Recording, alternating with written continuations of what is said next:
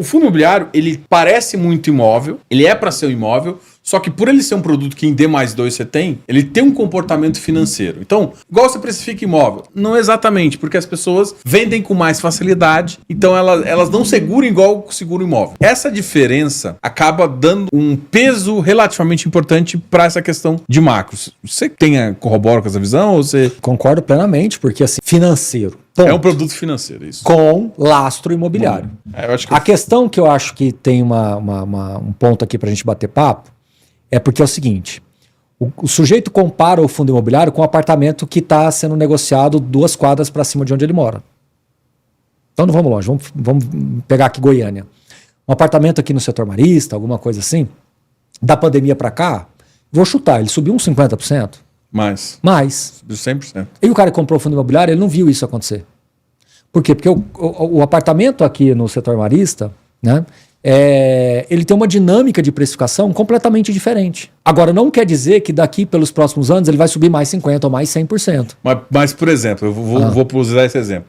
Da Faria Lima. A Faria Lima subiu também 60%. Só que os ativos da Faria Lima que foram lançados, por exemplo, um PVB da vida, foi lançado com 1 metro quadrado pagando X, hoje está 30% descontado, eu acho. Está mais ou menos 30% descontado.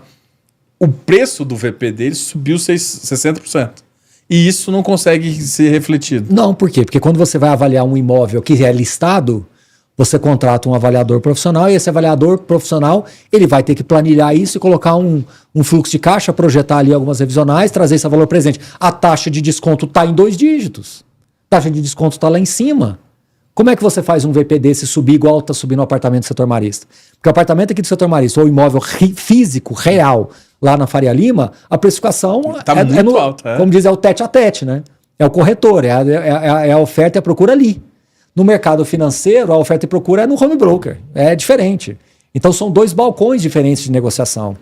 E aí a pessoa cria constrói uma ineficiência nos fundos imobiliários que, na verdade, não deveriam servir de parâmetro. É uma coisa você virar para mim e falar assim, eu tenho ação da Vale, tem ação da, sei lá, uma empresa de energia aí, tá, sei lá, Engie, sei lá, alguma coisa assim, beleza. Mas o meu cunhado tem uma padaria, hoje ele tem 2 padarias, e por que a Vale não dobrou? É tão absurdo você comparar isso. É tão absurdo. O que eu falei é absurdo? É. Quando você faz isso com o fundo imobiliário comparando com o imóvel do seu bairro, é igualmente absurdo. Porque você está comparando 2 balcões diferentes de negociação.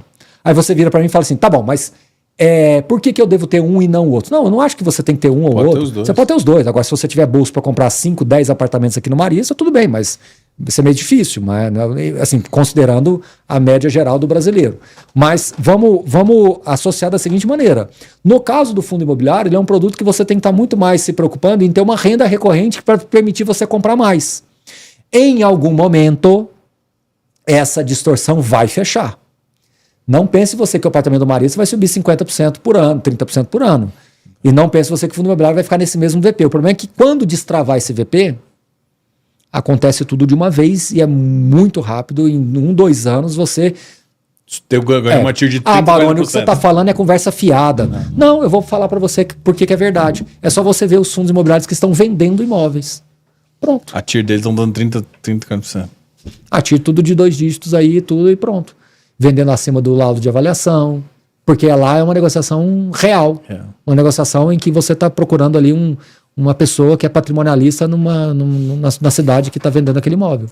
Eu vou pegar esse dado de patrimonialista, assim, é uma coisa que eu sempre gosto de falar, assim.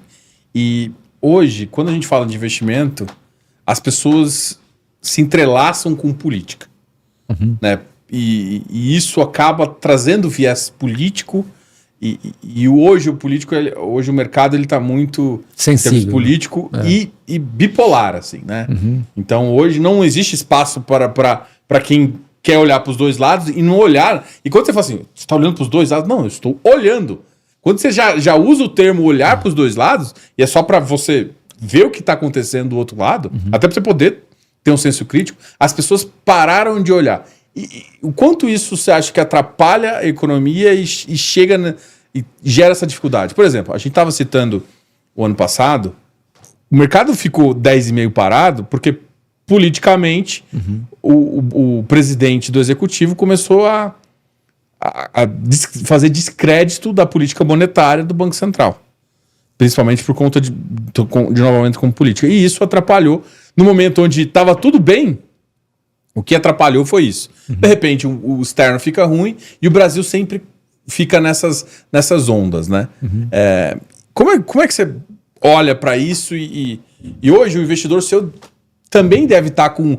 A questão do Pix, por exemplo, foi uma perda bizarra, assim. Foi uma normativa que... o governo vai querer taxar? Não. O governo vai querer saber o quanto você gasta? Sim, sempre quis. Ele só está cada vez fechando o cerco para evitar com que futuramente cometa algum crime, mas também que você declare tudo. Ele quer que você declare tudo. Isso está claro, né? O Brasil sempre vai fazer isso. Mas houve uma perda política em relação a isso, né? Como é que hoje você... Diogo, a mesma forma que eu respondi agora há pouco. Macro, micro e nano. Entendeu? Isso é macro. Né? Acho que a política é macro. A gente olha, mas... Como você falou, para olhar. Você chega a dar opinião, assim? Não, e nem vou dar. Não tem assim, Não, porque eu não tenho... Primeiro que eu não tenho a tecnicidade suficiente para dar isso. Outra coisa, eu acho que eu vou trazer uma variável a mais que não vai somar em nada, da minha opinião, das minhas convicções. Né?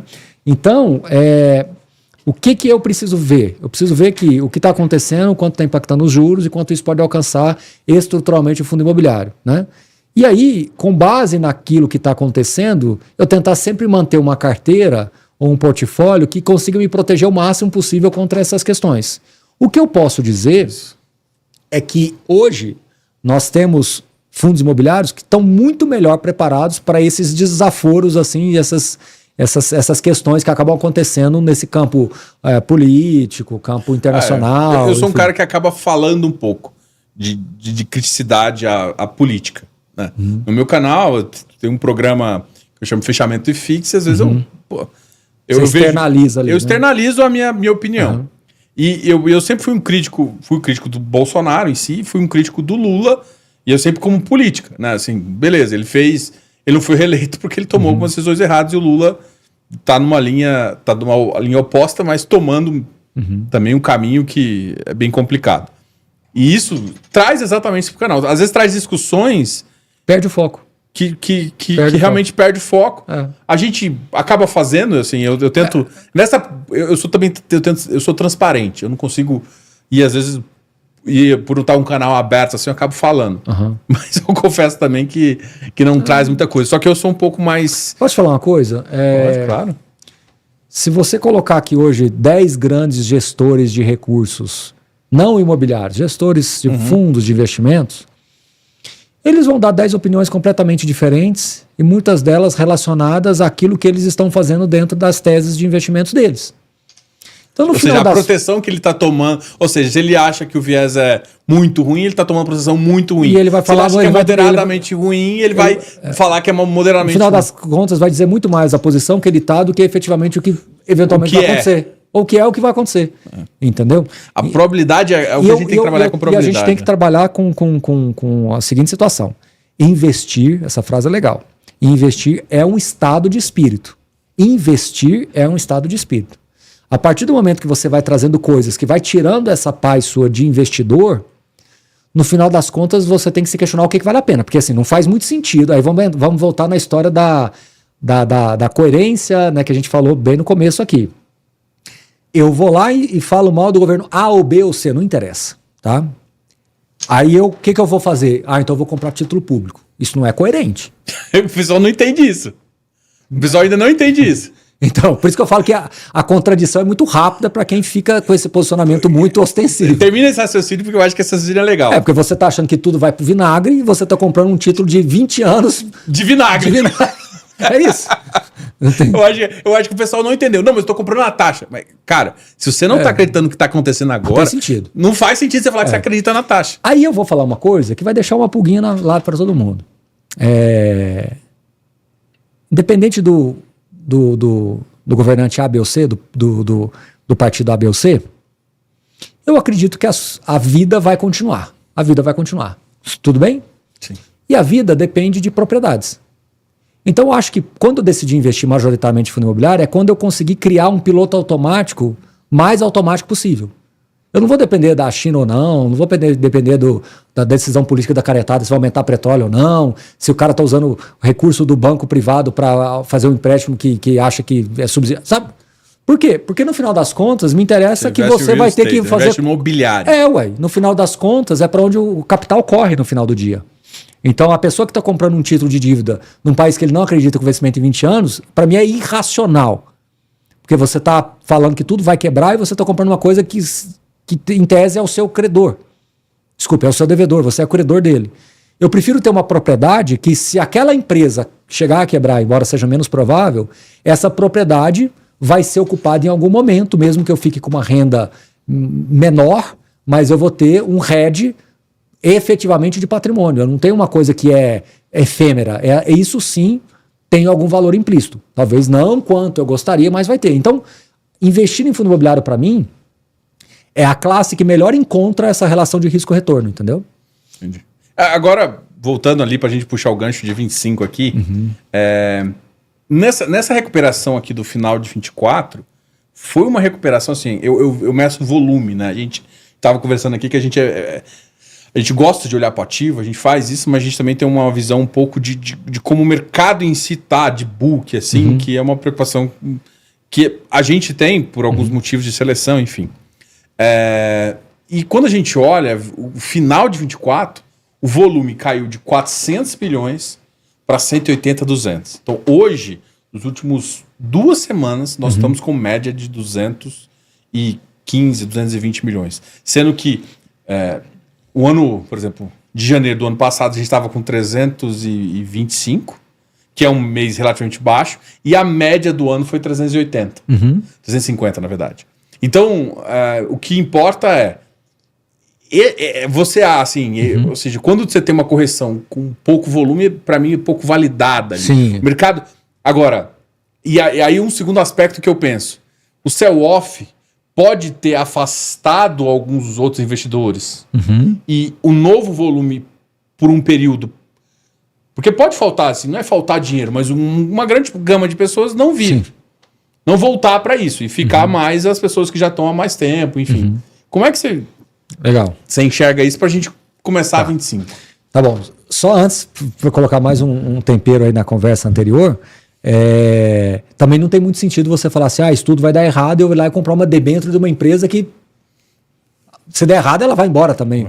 Por isso que eu falo que, no final das contas, a propriedade me agrada muito. O lastro imobiliário me agrada muito, porque a vida vai continuar independente da condição. Então, você ter uma propriedade te deixa com um hedge natural. Isso é só uma leitura que eu tenho. Mas vamos voltar aqui para a sua pergunta. O volume baixo, ele pode dizer muita coisa, né? Então, o volume baixo, ele pode dizer o seguinte, olha, teve um sell-off muito grande, realmente aí o volume aumenta, e agora ele tem uma certa recuperação, mas não ainda com o mesmo grau de convicção. Eu ainda acho que pode cair mais, eu ainda acho que pode voltar a cair. E eu quero esperar ver como é que vão ser os próximos passos para ver se esse juro só vai chegar ali perto do 15 e vai parar mesmo. Eu acho que tudo isso justifica o volume mais baixo, né? Então, concordo com você, falta um pouco de convicção, falta um pouco de certeza, né?